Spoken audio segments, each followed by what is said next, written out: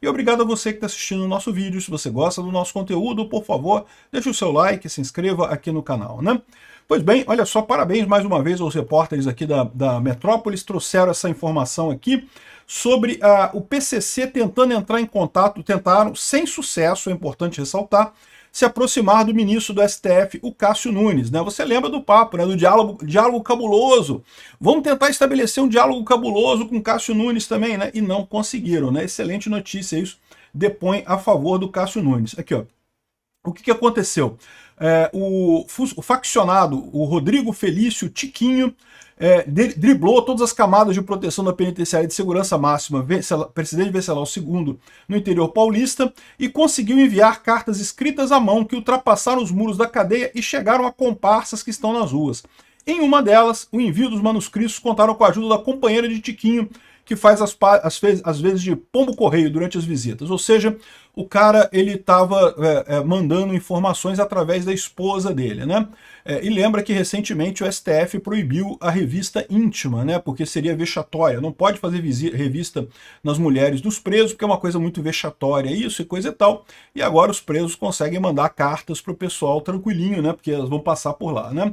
Aqui, ó, numa dessas cartas, o faccionado orienta a filha sobre como deveria conversar com o ministro Cássio Nunes Marques. A investigação mostra que, apesar dos diálogos, não há elementos que apontem ter havido qualquer encontro entre o ministro e pessoas ligadas ao Tiquinho. Além da reunião não ter ocorrido, Nunes Marques, como relator, rejeitou 6 pedidos feitos pela defesa do criminoso. Então, ou seja, o trecho de conversa que revela a audácia do Tiquinho envolve uma longa conversa travada entre a filha dele e a companheira que o visitava na prisão por meio do WhatsApp. A jovem afirma à madrasta que quer enviar um recado ao pai. Participei de um jantar com uma embaixada com meu namorado que possui amigos que podem conseguir contato e acesso ao ministro Cássio Nunes, disse ela. E adivinha de que embaixada de que país que é? Embaixada da Rússia, né? Na conversa, a jovem alerta ainda que um amigo ficou de marcar uma reunião diretamente com o Cássio e que daria resposta no dia seguinte, pois a pessoa faria um contato com o Supremo às 14 horas e não sei o que lá, não sei o que lá. Cara, é impressionante isso aqui, ó. Liderança do PCC tentou se aproximar do ministro do STF através de cartas para influenciar nos processos. Se esse pessoal está fazendo isso, assim, olha só, é lógico que o cara que está na defesa, ele quer fazer alguma coisa, mas a defesa dele já é feita por um advogado. Todos os argumentos jurídicos que ele poderia apresentar, eu tenho certeza que o advogado dele já está apresentando para o Nunes Marques. A questão é que ele quer apresentar algum recado não jurídico, ele está querendo apresentar algum embargo auricular, falar, olha só, quebra o galho para mim que eu faço tal coisa. Ou então, né, se você decidir errado, eu vou matar a sua família, eu vou perseguir não sei quem e coisa e tal, né? Esse tipo de coisa é o que esse pessoal costuma fazer nessa situação, né? Esse é o tipo de embargo auricular que esse tipo de gente costuma fazer e que, bom, infelizmente existe lá no STF sim, né?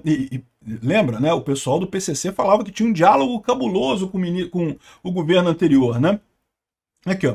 Integrantes da facção criminosa Primeiro Comando da Capital tentaram se aproximar do Cássio Nunes no STF. Não conseguiram, mas o pessoal do GAECO conseguiu revelar essa informação. São 683 páginas de um processo investigatório que analisa esse caso, né? Aqui, ó. Chegaram a conseguir uma reunião com uma pessoa que trabalhou diretamente com o ministro. Contudo, perceberam que esse contato não renderia o resultado pretendido, mas que continuariam nas tratativas de conseguir o contato. Olha só, como é que funciona isso lá em Brasília, tá? Isso é uma indústria lá em Brasília. O pessoal quer falar pessoalmente com outro político. Aí consegue alguém que tem o contato do político. Ninguém vai te dar o celular da pessoa, mas vai indicar uma pessoa que consiga chegar lá. Isso é a melhor maneira de você conseguir falar com o político. Não é falando diretamente com o político. O cara não vai te ouvir, ele não vai te atender. É falando com alguém que tem acesso ao político. Isso lá em Brasília tem uma verdadeira indústria disso. Não que você conhece alguém que tem acesso, que é amigo de fulano de tal, né?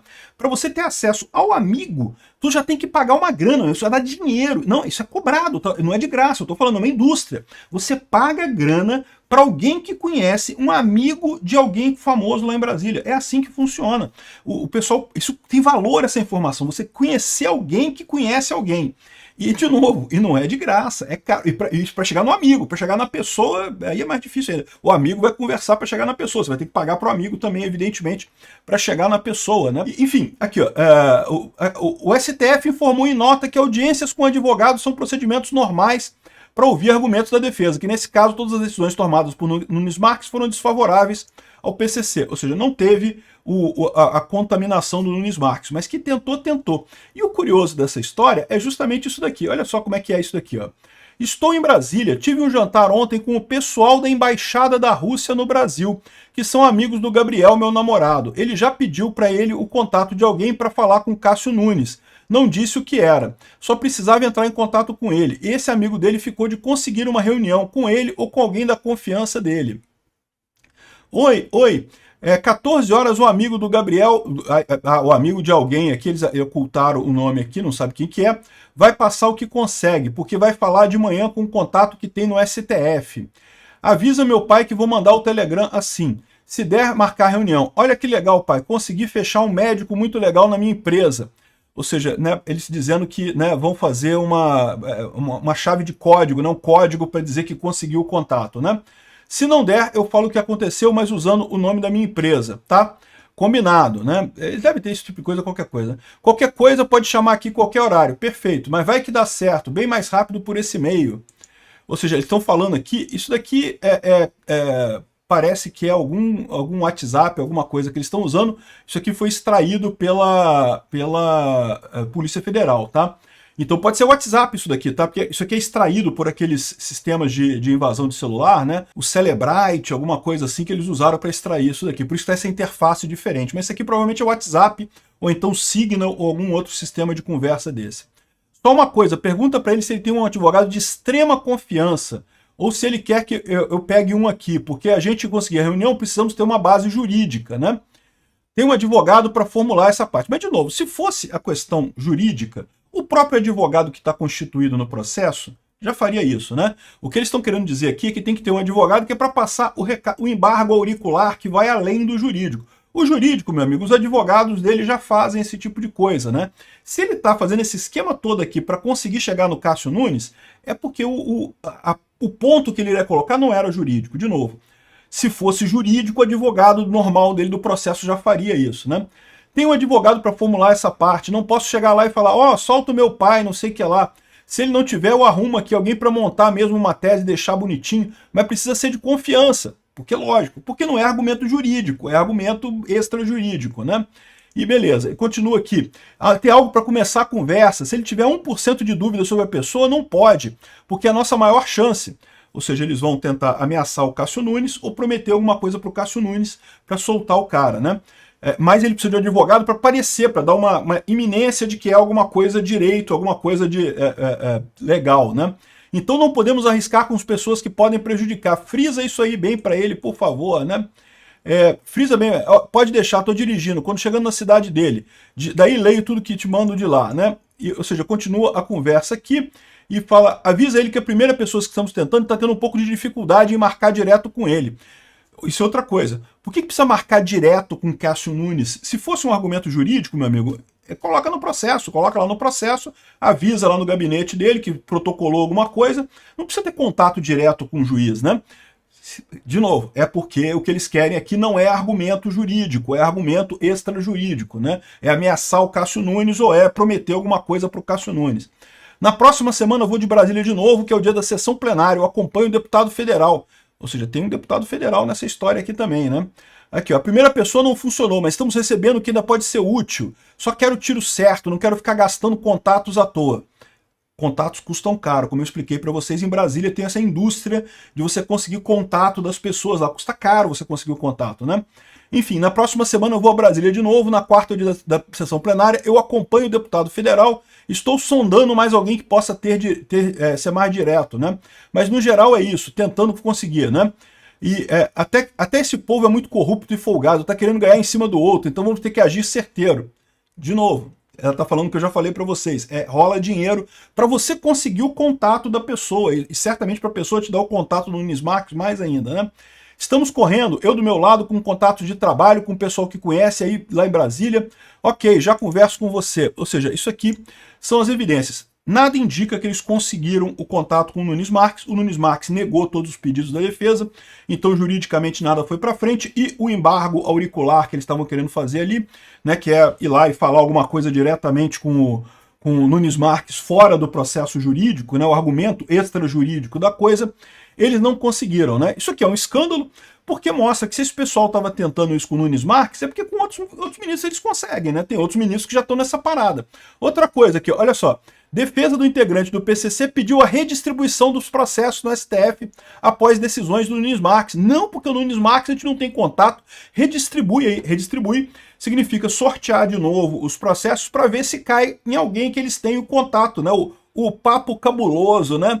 A gente tinha um papo cabuloso com o pessoal do governo. Se cair com o Fachin, se cair com o Xandão, se cair com o Toffoli, se cair com a Carmen Lúcia, né? Se cair com alguém que eles têm o papo cabuloso lá, eles resolvem o problema rápido, né? O problema é que caiu com o Nunes Marques, eles não têm papo cabuloso com o Nunes Marques, né? Mas tem um outro aspecto nessa história aqui que você pode prestar atenção, que é o fato de ele terem falado da embaixada da Rússia, né? E aí o Leonardo Coutinho está dizendo aqui, não, que teria prometido ajudá-los, e no final, não tem nada a ver, que o mais razoável é supor que o pessoal da embaixada não soubesse que estavam tentando ajudar um membro da maior organização criminosa da América do Sul. E aí que eu vou falar para vocês, aqui está o erro dele. Sim, a Rússia sabia que estava fazendo isso. Sabia, porque eu vou contar para vocês uma história sobre o Bellingcat. Bellingcat é um jornal independente na Tchecoslováquia e na Bulgária, que é do Christo Grozev. Christo Grozev é esse rapaz aqui. Ele é um investigador anti-Rússia e que estuda esse assunto da infiltração russa.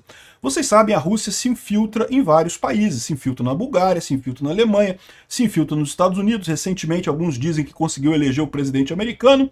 Aqui no Brasil, ele fez uma reportagem falando sobre aquele cara. Aqui no Brasil, vocês lembram que teve um caso de um espião russo que foi pego aqui no Brasil, que tinha falsificado tudo? O cara tinha passaporte brasileiro válido. Ele emitiu um passaporte na Receita Federal Brasileira, na Polícia Federal Brasileira, um passaporte brasileiro válido, tinha identidade brasileira, tinha tudo, e o cara era russo.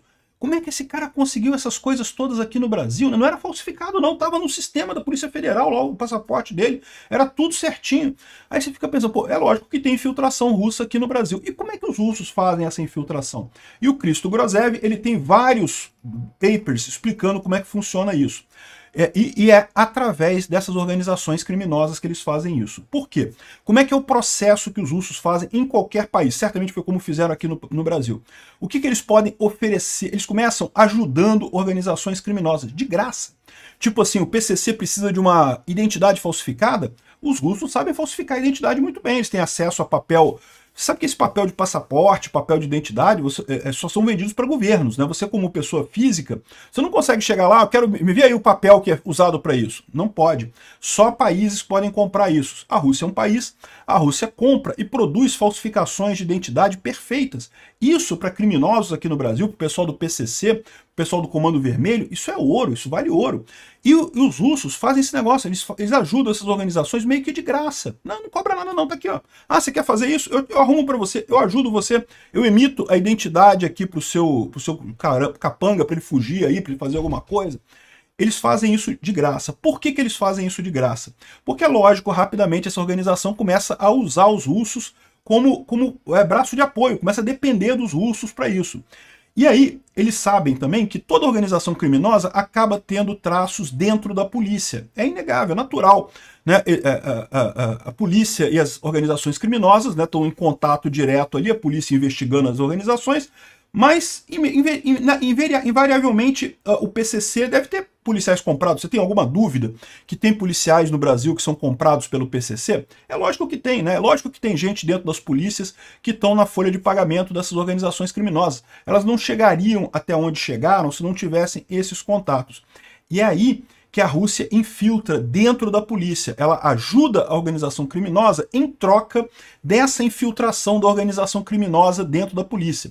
Tipo, ele fala assim, olha, agora eu não vou fazer mais identidade para você não, a menos que tu me dê o contato daquele cara que tu tem lá dentro da Polícia Federal, que eu sei que vocês pagaram o cara lá, vocês têm um informante dentro da Polícia Federal, eu quero o contato desse informante. E aí a Rússia fala, bom, esse cara já está ligado à organização criminosa, então é um cara que já aceita dinheiro, já aceita suborno. A Rússia vai lá dar dinheiro para o cara e assim eles infiltram a Polícia Federal, infiltram as polícias militares do resto do país, então deve ter um monte de gente que é ativo russo dentro da Polícia Federal, dentro desse pessoal. E aí, com o dinheiro correto, com o contato correto, uma vez que eles entraram dentro da Polícia Federal, aí eles começam a cooptar mais gente lá dentro, né, justamente para tentar fazer esse tipo de coisa. Como é que um russo consegue um passaporte brasileiro na Polícia Federal? O cara ele tinha um monte de documento? Tinha, tudo falso. Quando você vai tirar passaporte, seus documentos são todos verificados, meu amigo. O pessoal da PF abre a telinha lá e checa cada documento seu. Vai lá no site do cartório para ver se sua certidão de nascimento é verdadeira, se a sua identidade é verdadeira. Como é que um russo conseguiu fazer esse tipo de coisa? Exatamente porque tem infiltração dentro do Detran aqui do Rio de Janeiro, por exemplo, para poder emitir identidade falsa, dentro da coisa lá de Brasília. Então, ou seja, o que o pessoal está tratando aqui como, não, olha só, não tem nada que indica que eles souberam, de repente eles nem sabiam o que estavam falando contra o PCC. Não, meu amigo, meu caro Leonardo Coutinho, isso é o modus operandi dos russos para infiltrarem governos, é fazer amizade com organizações criminosas, através das organizações criminosas entrar dentro do governo e fica essa brincadeirinha. Como eles tentaram ajudar aqui o PCC, de novo, por quê? Porque eles vão cobrar depois do PCC algum acesso em alguma polícia, em alguma coisa, para fazer alguma coisa e ajudar os russos, né? Criar algum documento falso e coisa e tal. Os russos aqui no Brasil, eu fico me perguntando como é que pode o governo brasileiro sequer se mover para tentar tirar os russos do Brasil. E a única resposta que eu tenho para isso é que, na verdade, os russos já tomaram conta, né? A estrutura brasileira aqui é tudo infiltrado, é tão infiltrada de russo que o pessoal não consegue nem se mexer mais aqui sem quebrar esse tipo de coisa. O que o pessoal está achando aqui que pode ter sido não, isso é o modus operandi dele. É assim que eles funcionam em todos os países. Eles entram em contato nos países para tentar ajudar as máfias. Lá eles mandam agentes para esses países, né, russos para esses países, para entrar em contato com a máfia, para ajudar, para criar carteira falsa, certidão falsa, dinheiro se for preciso, financiar crimes se for preciso. Em troca disso, eles pegam os contatos dessas organizações criminosas na polícia e infiltram dessa forma a polícia, infiltram sabe-se lá mais o que aqui no Brasil, porque no Brasil deve estar tudo infiltrado nessa altura. Então esse caso aqui, meu amigo, mostra claramente como é que é a infiltração russa mesmo. Não achem que os russos estão de inocente nessa história, não. É assim que funciona mesmo. Isso é um escândalo duplo. É um escândalo porque mostra como que o PCC acha que pode chegar lá no STF assim facinho. E é um escândalo também para você ver o quanto que deve ter de agente russo lá no STF, já de infiltrado russo lá no STF, a ponto de eles acharem normal. Não, eu consigo um contato. Consegue um contato por quê? Porque o cara da embaixada russa tem um contato lá dentro do STF, lá no final das contas, que já conseguiu de alguma outra organização, que já conseguiu de alguma outra forma infiltrar e botar lá, né? Bom saber que o Cássio Nunes não está nessa, mas que deve ter gente no STF nessa, tem.